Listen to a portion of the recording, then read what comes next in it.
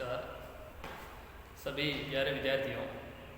आज हम संस्कृत व्याकरण के बारे में अध्ययन करेंगे, जिसमें हम लकार, वचन और पुरुष के बारे में बात करेंगे। सबसे पहले हम बात करें संस्कृत में वचन।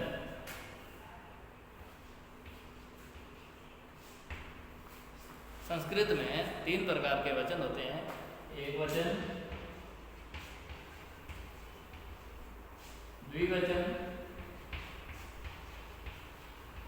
और बहुवचन।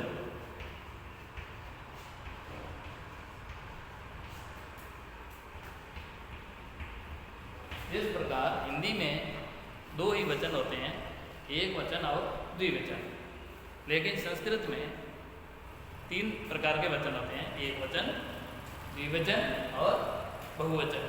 यानी किसी एक वस्तु के लिए एक वचन का प्रयोग होता है, 2 वस्तुओं के लिए द्विवचन का प्रयोग होता है और 2 से अधिक प्रकार की वस्तुओं के लिए बहुवचन का प्रयोग होता है। अब हम बात करेंगे पुरुष। पुरुष संस्कृत में पुरुष भी 3 प्रकार के होते हैं, 3 प्रकार। प्रथम पुरुष, मध्यम पुरुष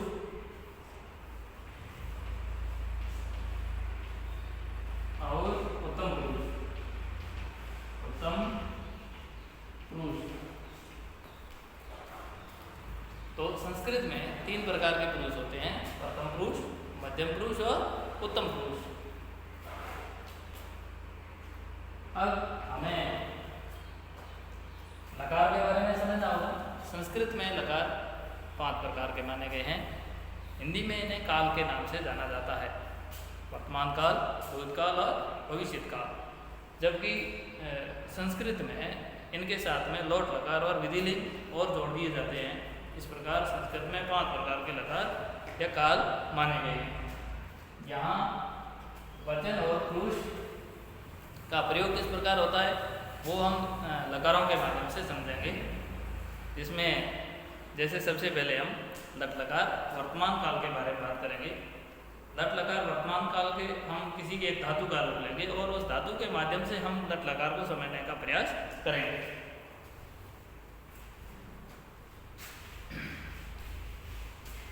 जैसे सबसे पहले हम बात करेंगे लट लकार के बारे में। लट लकार, लट लकार वर्तमान काल, वर्तमान काल के रूप। तो हमें ये समझना है कि संस्कृत में किसी प्रकार का सामान्य वाक्य समझने के लिए सबसे पहले हम लट लकार का प्रयोग करते हैं। और लट लकार के सबसे सरल वाक्य को समझने के लिए हम एक पट धातु का रूप लेंगे और पट धातु के रूप हम लिखेंगे। यहाँ पट धातु, पट यानी पढ़ना। लट लकार वर्तमान काल के रूप। तो सबसे पहले हमें इनको वचन और पुरुष में बांटा होगा।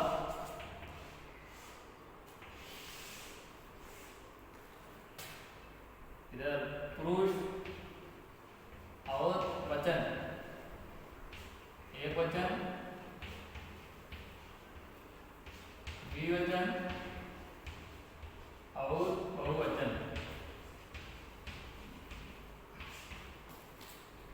यहाँ हम प्रथम पुरुष, मध्यम पुरुष और उत्तम पुरुष,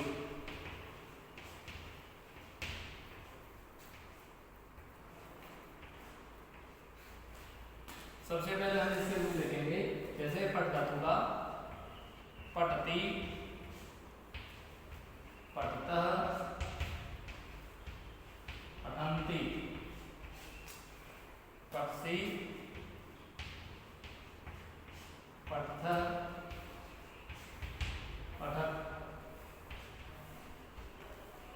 पठामि, पठावः, पठामः। इस प्रकार हम इनको समझ सकते हैं। प्रथम पुरुष पठति, पठतः, पठन्ति। पठसी, पठः, पठत्, पठामि, पठाव, पठामः। प्रथम पुरुष में पठती, पठतः, पठन्ति। एक वचन पढ़ती है, द्विवचन पठतः, बहुवचन पठन्ति। जैसे हिंदी में एक सामान्य सा वाक्य है, वह पढ़ता है। जैसे वह पढ़ता है, वे दोनों पढ़ते हैं, वे दोनों पढ़ते हैं, और वे सब पढ़ते हैं, वे सब पढ़ते हैं। तो हम इस प्रकार समझ सकते हैं कि वह पढ़ता है, पढ़ता है क्रिया एक है, तो इसके लिए एक वचन का प्रयोग है। पढ़ता है, पढ़ते हैं, ये वर्तमान काल है, यहाँ वर्तमान काल के बारे में बात कर रहे हैं। वह पढ़ता है, वह के लिए स्थिति में आ रहा है शह, और पढ़ता है अगर शह तत्शब्द का एक वचन रूप है, तत्शब्द का एक वचन रूप है, तो यहाँ पढ़ना का भी प्रथम पुरुष का एक वचन रूप आएगा, पढ़ती, पढ़ती। वे दोनों पढ़ते हैं, तो यहाँ वे दोनों से मतलब है तब, पढ़ता, पढ़ता, पढ़ता इसलिए है कि तौ द्विवचन है, और द्विवचन के लिए यहाँ पढ़ता शब्द का प्रयोग होता है। एक वचन पढ़ती, द्विवचन पढ़ता, तौ पढ़ता, और वे सब है, तो ये बहुवचन है, वे सब बहुवचन में और तत्शब्द के रूप में। इसके लिए आपको तत्शब्द के रूप भी ध्यान में रखने होंगे, सह, तौ, ते, सातेता और तत्तेता नहीं। और वे सब है बहुवचन है, तो यहाँ बहुवचन की जाएगी, बहुवचन के लिए सह, तौ, ते आता है। पढ़ती, पढ़ता, पठन्ति, तो यहाँ ते बहुवचन है, बहुवचन का रूप पड़ेगा पठन्ति। इस प्रकार हम इसी प्रकार मध्यम पुरुष के रूप और उत्तम पुरुष के रूपों को आसानी से समझ सकते हैं। यहाँ हमने पढ़ा पुरुष के बारे में, पुरुष तीन प्रकार के, प्रथम पुरुष, मध्यम पुरुष, उत्तम पुरुष, एक वचन, द्विवचन और बहुवचन, और क्रियाओं का लट लकार वर्तमान काल के रूप में किस प्रकार से प्रयोग हुआ है, ये हमने आज इस क्लास में पढ़ा है। और अब हम बात करेंगे मध्यम पुरुष के बारे में। सबसे पहले सर्वनामों का ज्ञान होना जरूरी है। इसके लिए हमें तत्शब्द, अस्मत् शब्द और युष्मत् शब्द की जानकारी होना जरूरी है। अस्मत् शब्द कौन से होते हैं, युष्मत् शब्द कौन से होते हैं, और तत्शब्द कौन से होते हैं। तो यहाँ सर्वनामों की बात करें तो प्रथम पुरुष में कौन कौन से सर्वनाम आते हैं, मध्यम पुरुष में कौन कौन से सर्वनाम आते हैं, और उत्तम पुरुष में कौन कौन से सर्वनाम आते हैं, इसकी सामान्य जानकारी भी होना जरूरी है, जिसका मैं अभी बता देता हूँ। जैसे प्रथम पुरुष की बात करें, प्रथम पुरुष में तत्शब्द, तत्शब्द के रूप और इदम शब्द के रूप, इदम शब्द के रूप, और किसी का नाम, किसी का नाम यानी संज्ञा, संज्ञा, सर्वनाम आदि सभी है वो प्रथम पुरुष में यानी प्रयुक्त होते हैं। किसी का भी नाम हो, चाहे संज्ञा है, सर्वनाम है, राम, श्याम, मोहन, हरि, किसी भी व्यक्ति का नाम है, या तत्शब्द के रूप है, सहतते, सातेता, तत्तेतानि, इनकी सातों विभक्तियाँ इदम शब्द के रूप है, और संज्ञा और सर्वनाम विशेषण आदि ये सभी है वो प्रथम पुरुष के कर्ता माने जाते हैं। और यहाँ अब हम बात करेंगे मध्यम पुरुष के बारे में। मध्यम पुरुष में केवल और केवल युष्मत् शब्द आते हैं, युष्मत् शब्द। युष्मत् शब्दों में तो हम युवाम और यूयम, तुम, तुम दोनों, तुम सब, तुम यानी तुम, युवाम यानी तुम दोनों, और यूयम यानी तुम सब। त्वम, युवाम, यूयम, ये तीन सर्वनाम है वो हमेशा युष्मत् शब्द में माने जाते हैं। युष्मत् शब्दों का प्रयोग हमेशा मध्यम पुरुष में ही होता है, और उत्तम पुरुष में अस्मत् शब्दों के रूपों का प्रयोग होता है। अस्मत् शब्दों के रूप होते हैं अहम, आवाम और वयम, अहम आवाम वयम, यानी अहम का मतलब होता है मैं, आवाम का मतलब है हम दोनों, और वयम का मतलब है हम सब। इन सर्वनाम शब्दों के साथ में सदैव उत्तम पुरुष की क्रियाओं का प्रयोग होता है, यानी ये तो सभी ये वो करता है और ये सभी करता है। प्रथम पुरुष के कर्ता के साथ में प्रथम पुरुष की क्रिया का प्रयोग होता है।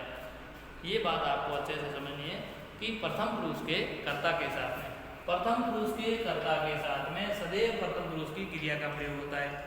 ध्यान ये रखना है, अगर कर्ता प्रथम पुरुष का एक वचन है, जैसे यहाँ लिखा हुआ है सहतौते, तत्शब्द का रूप है, तो प्रथम पुरुष का यहाँ लिख देता हूँ सहतौते, तो आपको यह समझना होगा कि तत्शब्द के सह एक वचन है तो इसके साथ में एक वचन क्रिया का प्रयोग होगा, तो द्विवचन है तो इसके साथ में द्विवचन क्रिया का प्रयोग होता, और ते है वो बहुवचन है, इसलिए इसके साथ में प्रथम पुरुष की बहुवचन क्रिया का प्रयोग होगा। और मध्यम पुरुष में युष्मत शब्दों की बात करें, जैसे तुम एक वचन है तो इसके साथ में मध्यम पुरुष की एक वचन का प्रयोग होगा। और युवाम है वो द्विवचन है, द्विवचन के साथ में मध्यम पुरुष की द्विवचन क्रिया का प्रयोग होगा। और अहम, जैसे अहम उत्तम पुरुष का है वो कारक है, उत्तम पुरुष के सर्वनाम के साथ में सदैव उत्तम पुरुष की क्रिया का प्रयोग होता है। ध्यान ये रखना है, जिस वचन और पुरुष के साथ में जिस वचन का प्रयोग हुआ है, जिस कर्ता का प्रयोग हो, मतलब आपको यह समझना है कि कर्ता जिस वचन पुरुष का हो, क्रिया भी उसी वचन और उसी पुरुष की आनी चाहिए। इस प्रकार आपको सामान्य से वाक्यों को समझना होगा, जिसके लिए हम सामान्य से 4 वाक्य लिखेंगे, उन वाक्यों को आपको समझना है।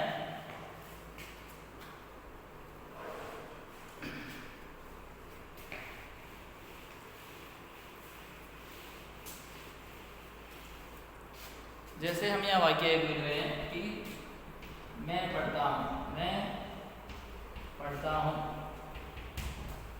तो यहाँ आपको ध्यान ये रखना है, मैं उत्तम पुरुष का करता है, मैं उत्तम पुरुष का करता है और एक वचन का है, इसलिए मैं अहम और इसके साथ में जो क्रिया है ये उत्तम पुरुष की ही आएगी। उत्तम पुरुष के कर्ता के साथ में उत्तम पुरुष की क्रिया आएगी। उत्तम पुरुष का कर्ता एक वचन है तो यहाँ भी उत्तम पुरुष की एक वचन की क्रिया आएगी, अहम पठामी, अहम पठामी। इसी प्रकार द्विवचन है, हम दोनों पढ़ते हैं या हम सब पढ़ते हैं, तो हम सब है बहुवचन है, अहम आवाम वयम, तो यहाँ हम लिखेंगे वयम और बहुवचन की क्रिया का प्रयोग होगा। जैसे अहम आवाम वयम, तो यहाँ हम वयम के साथ में उत्तम पुरुष की क्रिया का प्रयोग करेंगे, पठामा। इस प्रकार से कर्ता जिस वचन और पुरुष का हो, क्रिया भी उसी वचन और पुरुष की होनी चाहिए। बहुत बहुत धन्यवाद।